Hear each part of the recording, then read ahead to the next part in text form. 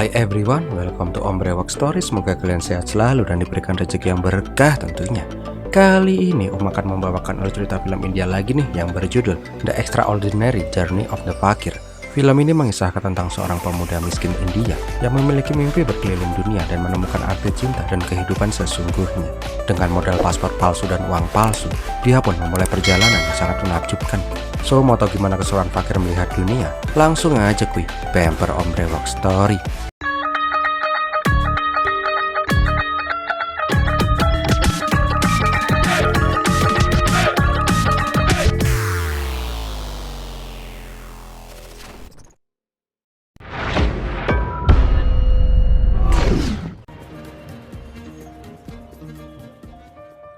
Awal kisah diperlihatkan seorang pemuda India yang bernama Ajastarsaru Lavas Patel. Karena namanya kepanjangan banget kayak stroke utang kamu, Om singkat aja jadi Aja. Diperlihatkan bila Aja datang ke sebuah penjara khusus anak-anak bermasalah. Dia langsung dipertemukan dengan 3 orang anak bermasalah yang lagi ngegas, Didit, Ferry, dan Oka. Ternyata mereka bertiga akan mendapatkan hukuman 4 tahun penjara karena kenakalan mereka. Tugas Aja di sini adalah menceritakan sebuah kisah luar biasa tentang kehidupannya selama ini. Dan kisahnya pun dimulai. Aja lahir di sebuah distrik kumuh di Bombay, India. Dia hidup bersama ibunya yang seorang juru cuci. Dari kecil, Aja selalu nakal, bahkan kenakalannya sudah menjurus ke ranah kriminal. Jelas saja, Aja yang masih belum paham selalu melampiaskan kekesalannya ketika dimarahi ibunya itu dengan kembali memarahi sapi mereka, Mohini. Sapi kok yang mau marahin toh, kurang kerjaan. Dari kecil, Aja tidak tahu siapa ayahnya. Ibunya juga tidak pernah bercerita tentang ayahnya. Karena hal itulah, setiap cowok yang dekat dengannya, Aja pasti bertanya, "Mak, kui ndak bapak, mak?" Yang mana selalu membuat emaknya menjadi senewen. Suatu hari, Aja akhirnya mau bersekolah. Tetapi selayaknya anak kecil, dia pun tidak terlalu menyukai sekolah. Sampai pada saat pulang sekolah, Aja langsung berlari menuju ibunya. Dengan lantang, dia pun bertanya kepada ibu, "Mak, kita cebule miskin toh, menurutlah." Karena di sekolah, akhirnya Aja menyadari kalau mereka itu sangat miskin. Dan ternyata di luar distrik tempat mereka tinggal, ada kehidupan yang lebih besar dan gemerlap. Suatu hari pada saat ibunya periksa ke dokter, Aja melihat sebuah majalah dari Perancis tentang berbagai macam furniture. Entah kenapa pada saat melihat majalah itu, Aja menjadi sangat terobsesi. Bahkan dia merasa seolah-olah lingkungan dia tinggal berubah menjadi katalog furniture terkenal. Semenjak saat itu, Aja memiliki satu mimpi. Dia tidak mau menjadi miskin lagi dan berjanji akan membawa ibunya untuk melihat Menara Eiffel di Paris. Bikin gusip bakal ngomong pelan-pelan. Udahlah kayak biasanya aja. Suatu saat pada saat pulang sekolah, Aja melihat sebuah pertunjukan jalanan. Melihat itu, Aja dan sepupu-sepupunya malah mencuri peralatan sulap itu. Dan mulai saat itu, mereka bertiga menjadi pesulap jalanan. Hal itu pun berlangsung sampai Aja dan yang lainnya menjadi dewasa. Berbagai macam trik sulap mereka lakukan. Tetapi ada satu trik sulap yang sangat spesial dari grup mereka, yaitu trik sulap memindahkan barang alias nyopet. Dan target mereka adalah para turis-turis asing di sana. Tetapi walaupun mereka sudah melakukan hal itu selama bertahun-tahun, tetapi kehidupan mereka masih aja melarat karena hasil jerih payah mereka harus disetorkan ke preman lokal yang bernama Giri. Suatu malam, Aja meminta ibunya untuk beristirahat dan tidak perlu bekerja lagi karena saat ini ibunya sering sakit-sakitan. Aja juga mengulangi janjinya untuk mengajak ibunya ke Paris melihat Menara Eiffel suatu saat nanti. Tetapi ibunya hanya tersenyum. Keesokan harinya pada saat Aja pulang bekerja, dia mendapati ibunya sudah tidak sadarkan diri. Ibu Aja ternyata telah meninggal dunia karena selama ini menahan sakit. Sepulangnya dari upacara kremasi, Aja membuka barang-barang milik ibunya. Saat itu Aja baru menyadari bila ayah Aja adalah orang Perancis yang juga berprofesi sebagai seniman jalanan di Paris. Diketahui bila hubungan ayah dan ibunya tidak direstui oleh orang tua mereka. Malam harinya, Aja berniat melakukan trik sulap di tempat Giri. Dia melakukan trik sulap membuka benda yang terkunci dan memindahkan benda itu ke tasnya, alias maling. Dengan uang hasil sulap di rumah Giri, Aja langsung membuat paspor dan membeli tiket ke Paris. Aja ingin menepati janjinya kepada ibunya untuk membawa ibunya ke Paris walaupun saat ini sudah berbentuk bubuk. Tetapi sialnya, pada saat mengemasi barang, Giri datang bersama anak buahnya. Tak pelak, Aja pun diajar habis-habisan. Tetapi niatnya sudah bulat. Dengan bermodalkan paspor dan uang palsu 100 euro, dia pun berniat berkeliling dunia. Singkat cerita, Aja pun sampai di bandara Paris. Karena bokek, dia pun pengen nyopet bule di sana. Tetapi sialnya, malah ada om-om yang menawarkan taksi kepadanya. Ternyata Gustav yang kelihatannya baik merupakan supir yang nakal. Dia pun memasang argo kuda ketika mengetahui Aja dari luar negeri. Tetapi anehnya, Aja yang mengetahui kecurangan Gustav malah tersenyum. Dia melihat sosok dirinya di sosok Gustav. Tetapi pada saat akan membayar dengan uang palsu satu-satunya yang dia miliki, ternyata Gustav masih kalah lihai dibandingkan si Aja. Sesampainya di Paris, tempat pertama yang dikunjungi adalah... Mana ayo tebak? Eiffel, Notre Dame, Museum Mona Lisa? Salah semua. Dia datang ke IKEA. Melihat furniture di IKEA, Aja seolah-olah sedang jalan-jalan di Sarkem. Maksud om jalan-jalan di Dufan. Semua barang-barang dia demek-demek dan dudukin. Tetapi pada saat melihat seorang cewek bule manis di pojokan, Aja merasakan sesuatu yang tidak pernah dia alami sebelumnya, yaitu cinta. Karena bingung dan udah ngebet banget lihat tuh mbak-mbak bule, Aja pun melancarkan triknya di kota cinta itu. Dia selalu mendekati Mbak Mari dan berpura-pura seolah-olah dia sudah mengenal Mari sangat lama. Bahkan seolah-olah mereka sedang memainkan peran keluarga. Nah, melihat Aja yang geblak kayak gitu, ajaibnya si Mari ternyata juga sengklek otaknya. Dia pun ikut dalam sandiwara halu gak jelasnya si Aja. Sampai-sampai mas-mas bule yang beli kasur sampai ngompleh lihat tingkah laku pasangan papan catur ini. I'm pregnant. What? Geomagnetic field. Tak terasa mereka pun malah menjadi akrab. Aja juga menceritakan tentang keindahan India ke Mary. Sampai-sampai Mary merasa dia sedang berada di India dan dihujani oleh bunga mawar. Ternyata Mary bekerja sebagai konsultan, sebuah pekerjaan yang menurutnya sangat membosankan. Dan hari ini dia merasa bisa melepas penatnya ketika mengobrol dan main rumah-rumahan bareng Aja. Karena merasa punya ikatan dengan Mary, Aja memberikan sebuah kelipingan koran kepada Mary. Dan Aja pun mengambil pulpen Mary secara diam-diam. Aja mengatakan bila Mary ingin pulpennya kembali, maka temui aku di bawah menara Eiffel jam 9 malam besok. Mendengar itu, Mary pun merasa aneh. Tetapi karena ada sesuatu yang menarik tentang Aja, dia pun mengiyakan ajakan itu. Dan cipika-cipiki deh mereka. Namun Aja nggak pernah digituin, langsung membalasnya dengan cipokan ke bibirnya si Mary. Alah modus mas. Tetapi pada saat Mary keluar, dia kok kelihatannya malah seneng ya. Sesampainya di rumah, Mary menceritakan kisahnya hari ini kepada sahabatnya, Rose, yang ternyata dia itu seorang lesbong. Mendengar tentang Aja, Rose pun menjadi girang, akhirnya temannya bakal punya cowok juga. Sedangkan Aja yang tidak memiliki uang dan tidak tahu harus kemana, memutuskan untuk tinggal di IKEA. Dia juga menaruh abu jenazah ibunya di toples IKEA. Dia juga masuk ke sebuah lemari untuk bobo. Tetapi sialnya pada malam hari, ternyata lemari Aja bobo malah dikirim ke Inggris. Ketika tengah malam, Aja pun bangun karena mendengar suara nyanyian orang. Ternyata di truk itu juga ada para imigran dari Somalia. Aja jelas aja menjelaskan kalau dia itu turis, tetapi semua orang Somalia malah pada ngakak.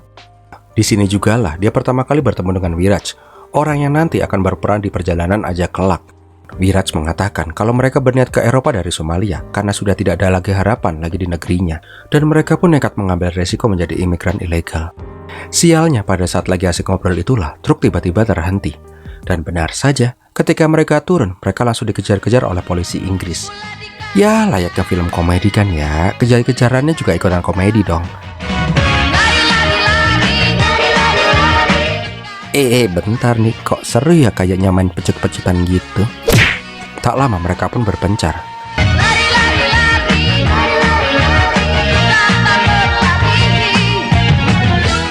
Sialnya, Aja dan Wiraj malah terjebak di gerbang. Karena udah nggak mungkin kabur, Aja pun mengatakan kepada Pak Pol kalau dia punya trik sulap. Bim salah, Bim jadi apa? Abrak-abrak. Dan Wiraj pun hilang. Nah ketika hendak diborgol, Aja pun kembali usil dengan membuka terus borgol Pak Polisi. Cok, borgol itu tiakeh. Intinya si Aja dibawa ke dinas imigrasi ilegal. Dia pun disatukan dengan para imigran gelap yang hendak masuk ke Inggris. Pada saat diinterogasi, Inspektur Polisi Smith malah langsung menghancurkan paspor Aja, yang ternyata paspor itu adalah paspor palsu. Aja jelas saja marah karena dia merasa paspor itu adalah asli. Tetapi pas ditanyain tentang uang 100 euronya, Aja baru deh kicap. Nah karena tahu Aja dari India, Pak Smith pun menjelaskan nasib Aja dengan cara bernyanyi. Selamat kamu akan dikirim ke Spanyol karena kamu imigran gelap. Jangan Pak, saya pengen ke Paris aja, lalala. Oh tidak bisa, kamu itu nggak punya paspor. Intinya, Aja dan yang lain dideportasi ke Spanyol sebagai pengepul imigran gelap di Eropa. Aja jelas saja bingung karena dia masih punya janji dengan Mari. Sedangkan di Paris, Mari merasa kecewa karena Aja nggak juga muncul. Di sini Rose malah bangke. Dia malah nyaranin si Mary jadi lesbong aja kayak dia, daripada mikirin cowok gitu. Tak lama kemudian, pada saat hendak pulang, tak sengaja Mary bertemu dengan mas-mas bule ganteng yang nggak tahu modus atau emang beneran kesasar. Dan kalian tahulah, di sini terjadi adegan yang kontradiktif ketika Aja mencoba berbagai macam cara agar bisa dibebaskan. Ya, dengan menjadi volunteer cuci baju, jadi petugas makanan, misahin orang gelut, dan ngepel lantai ketika orang lain pada tidur untuk mencari celah agar bisa melarikan diri. Sedangkan di Paris, Mary malah semakin dekat dengan Peter. Sampai suatu hari, Peter mengatakan kalau dia sangat menyukai Mary dan berniat tinggal permanen di Paris demi Mary. Sesampainya di rumah, Mary pengen curhat sama Rose yang kebetulan lagi klon sama mbak-mbak bule juga. Mary bingung, dia merasa Peter itu baik banget, ganteng, tajir, batangnya gede. Tapi kok rasanya nggak greget gitu ya? Kembali lagi Rose malah berkata, bilangin jadi lesbi aja ngeyel sih. Suatu malam pada saat semua orang sudah terlelap tidur, Aja kembali mencoba membuka pintu. Dan kali ini dia berhasil keluar dari penampungan imigrasi itu. Dan dia pun langsung menyusup ke sebuah koper untuk bisa bebas dari sana. Sialnya, koper itu milik seorang artis yang hendak ke Italia. Ketika Aja bangun dari boboknya, dia pun tingak-tinguk karena nggak tahu dia ada di mana. Karena gabut, dia pun menulis semua kisahnya di kaosnya. Dimulai dari di mana dia dipenjara pada saat dia masih kecil. Ajay menceritakan bila dia pernah dipenjara selama sebulan pada saat usianya bahkan setengah dari 3 sekawan. Dia dimasukkan ke sebuah sel kecil tanpa jendela dan tanpa celah cahaya sedikit pun. Karena kesal, Ajay kecil pun misuh-misuh. Kadal bunting babi ngepet muntah biawak sempak dinosaurus. Cih! Setelah 2 minggu, Ajay yang tadinya bengok-bengok sendiri sekarang menjadi anteng. Dia pun menyesali semua perbuatannya. Tetapi dari sel sebelah, tiba-tiba ada suara dan batu bata yang tiba-tiba terbuka. Orang di sel sebelah itu bernama Tuan Deva. Deva menceritakan sebuah kisah petualangan yang sangat menakjubkan. Dari kisah Sinbad, kisah Aladin, kisah Doraemon, dan yang paling seru jelas saja cerita hentai wibu. Ya, semai. Suatu hari Ajay pun dibebaskan. Dia pun memberikan salam perpisahan kepada Deva. Ajay tidak yakin akan bertemu lagi dengan Deva atau tidak. Sampai suatu hari, pada saat di kota, Ajay dan sepupunya hendak mencuri uang dari seorang pengemis buta. Tetapi pada saat hendak mengambil uang itulah, pengemis itu memanggil nama Ajay. Ternyata pengemis buta itu adalah Deva. Walaupun buta, Deva memiliki imajinasi tentang dunia yang sangat hebat. Dan sosok Deva lah yang membuat Ajay menjadi pribadi yang kita lihat saat ini. Dan Ajay pun mengejar mimpinya karena terinspirasi dari Deva. Tak lama kemudian, artis yang tasnya ditumpangi Ajay pun sampai di hotel di Roma. Diperlihatkan di sini, Nelly itu orangnya sangat sombong. Ya, layaknya artis terkenal sih. Ketika Nelly lagi pakpop, Ajay langsung berniat keluar koper. Sialnya, dia malah ketahuan sama si Nelly. Nelly pun bertanya, ngapain mas-mas Vrindavan berewokan bugil di kamarnya? Ajay yang bingung karena ditodong mengatakan kalau dia nggak sengaja masuk ke koper. Karena gabut, dia pun menulis semua kisahnya di kemejanya. Ternyata setelah membaca semua kisah Ajay yang ditulis di bajunya itu, Nelly pun merasa takjub dengan kisah dari Ajay. Ding dong, ding dong. Tak lama ada tamu di kamar Nelly. Dan orang itu adalah mantan suami Nelly yang bernama Alfredo. Di sini Alfredo pengen mencoba PDKT lagi sama Nelly. Ya ngajak rujuk gitu deh. Tetapi Nelly yang udah gak mau rujuk jelas saja mengusir Alfredo. Sialnya, Alfredo malah melihat Ajay yang lagi telanjang dada di kamarnya si Nelly. Yang mana membuat Alfredo menjadi salah paham. Nelly mengatakan kalau Ajay itu bukan gigalo, melainkan seorang seniman dari India. Nelly juga menjelaskan bila Ajay ini membuat mahakarya di bajunya. Bahkan saingan Alfredo yang juga lagi ngincar Nelly, si Giancarlo, sudah menawar baju itu sebesar 50.000 euro. Setelah hari itu, Nelly yang tertarik dengan kisah Ajay akhirnya bersahabat dengan Ajay. Mereka pun bercerita tentang kisah mereka masing-masing. Nelly pun juga menceritakan kisah kenapa dia bisa sampai bercerai dengan Alfredo. Ya, walaupun diganggu sama paparazzi sih. Di sebuah air terjun keramat, Nelly menyuruh Ajay melempar koin keberuntungan. Ketika giliran Nelly berharap bila Thomas bisa memaafkannya. Nelly menceritakan bila Thomas itu adalah cinta pertamanya. Ketika Nelly semakin terkenal, dia pun mengalami star syndrome. Nelly jadi sering hidup secara hedon dan gonta-ganti cowok. Karena hal itulah Thomas meninggalkan Nelly. Saat ini ketika semua sudah dia raih, ada sesuatu yang hilang dari dirinya, yaitu cinta sejati, sesuatu yang tidak bisa dia dapatkan dari Thomas. Mendengar itu, Ajay pun memiliki ide. Tak lama kemudian diperlihatkan bila Ajay dan Nelly dandan habis-habisan dan langsung pergi ke sebuah klub. Sialnya, Ajay malah ditahan sama Pak Satpam. Karena ini film India kan ya, segala masalah itu bisa diselesaikan dengan joget. Ya, walaupun ini Itali sih, tetap joget is numero uno.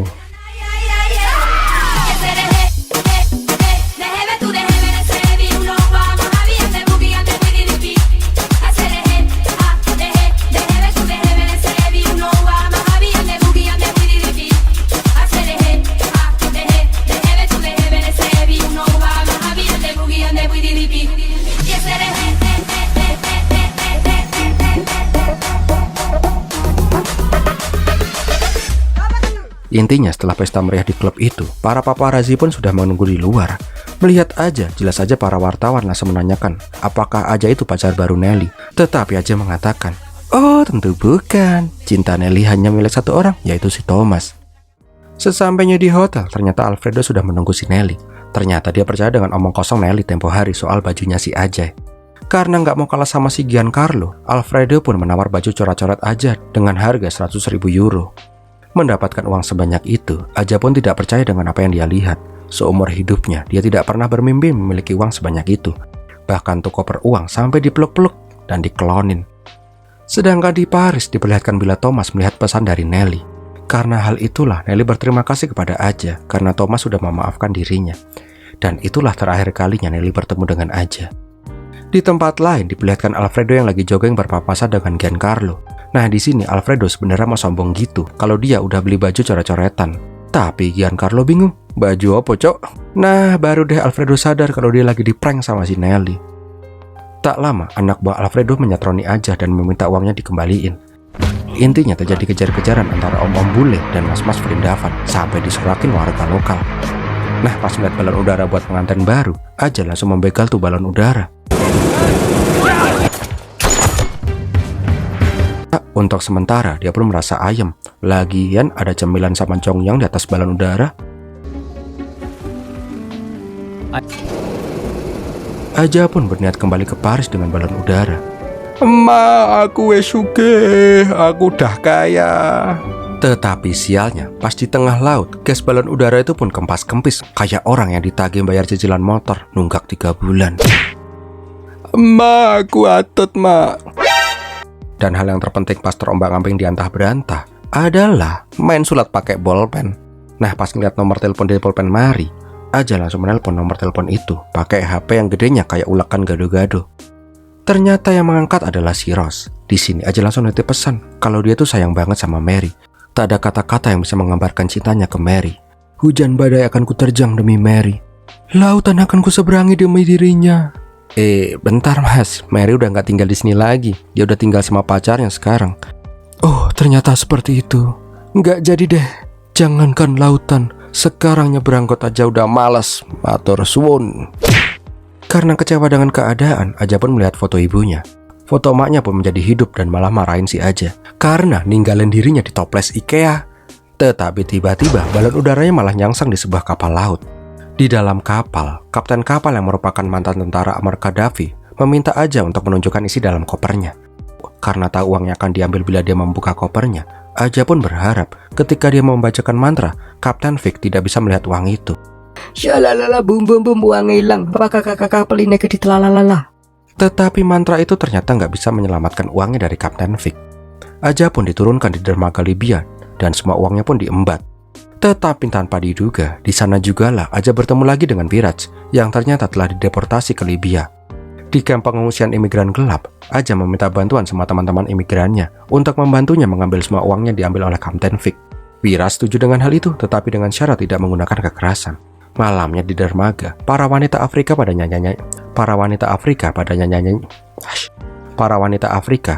bernyanyi di sana, yang mana kru kapal Kapten Vic jadi fokus melihat para wanita itu. Sedangkan Aja and the gang berhasil masuk ke kapal milik Vic.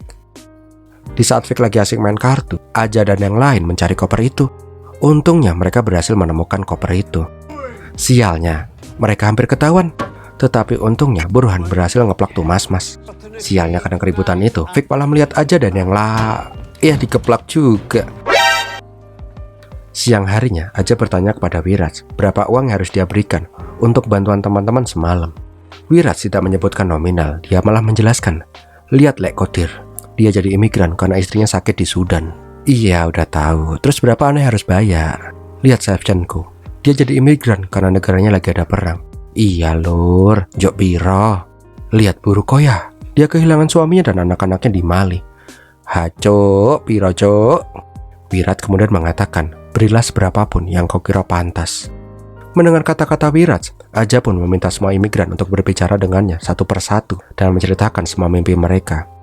Alhasil semua orang pun menjelaskan semua mimpi mereka. Ada yang ingin membeli perahu agar bisa menjadi nelayan, ada yang ingin menebus lahan yang disita oleh rentenir untuk bertani, dan lain-lain. Mendengar semua mimpi-mimpi imigran itu, Aja pun memberikan uang di koper itu sesuai dengan mimpi-mimpi mereka. Tak terasa uang di koper pun hanya tersisa 2.000 euro. Dengan uang terakhir itulah dia membeli paspor palsu dan tiket pesawat ke India.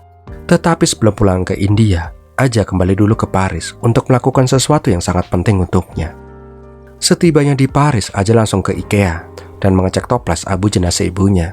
Untungnya tuh toples masih ada di sana. Pada saat Aja merasa lega, tiba-tiba ada wanita yang berkata kalau dia lagi terlambat. Ternyata sosok wanita itu adalah si Mary yang saat ini bersandiwara halu, sama seperti dia pertama kali bertemu dengan Aja. Namun pada saat Aja saling berpandang-pandangan gitu, Peter muncul dan buyarlah semua angan-angan si Aja. Beberapa saat kemudian, Aja pun kembali ke Mumbai. Di sana dia sudah ditunggu oleh Giri dan menagih semua uangnya. Karena tidak ingin bekerja di jalan lagi, Aja pun saat ini bekerja sebagai guru. Di sela-sela pelajarannya, Aja selalu menceritakan kisahnya kepada murid-muridnya agar semua muridnya memiliki impian yang tinggi dan tidak mudah menyerah.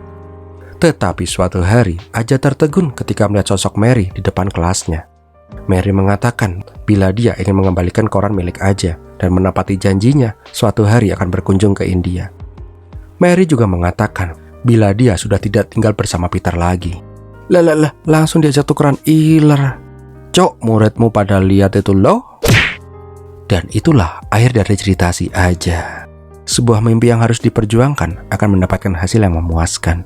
Setelah bercerita, Didit, Ferry, dan Oka jadi tambah bingung kenapa juga Aja menceritakan kisahnya kepada mereka. Aja menjelaskan kalau mereka bertiga akan dipenjara selama 4 tahun, tetapi pihak kepolisian memberikan keringanan. Bila mereka bertiga mau bersekolah setiap hari di tempat Aja mengajar, maka dia bisa memastikan bila ketiga anak itu tidak harus mendekam di penjara. Kenapa dia bercerita? Karena dia ingin melihat anak-anak yang dibilang sudah tidak memiliki harapan menjadi anak-anak yang memiliki impian, apapun impian itu. Dan ketiga anak itu pun setuju dengan penawaran si Aja. Sebelum Aja pergi, mereka bertanya, apa yang dilakukan Aja ketika memutuskan kembali ke Paris dari Libya. Diperlihatkan bila Aja menaiki Menara Eiffel dan membuat pesawat kertas dari surat cinta ayahnya untuk ibunya. Dari puncak Menara Eiffel itu pun, dia menerbangkan pesawat kertas itu. Angin pun membawa pesawat kertas itu ke sebuah pemakaman. Dan ternyata Aja menaruh abu ibunya di makam mendiang sang ayah. Dan saat keluar, polisi bertanya, itu kisah nyata? Embuh ya. Dan filmnya pun berakhir. Wow, gimana film ini sob?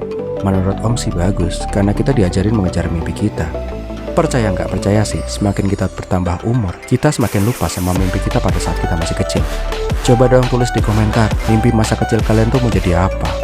Kalau Om pas masih kecil, pengen punya mimpi jadi Satria Baja Hitam. Kalau enggak ya jadi Ultraman lah. Kalau kamu?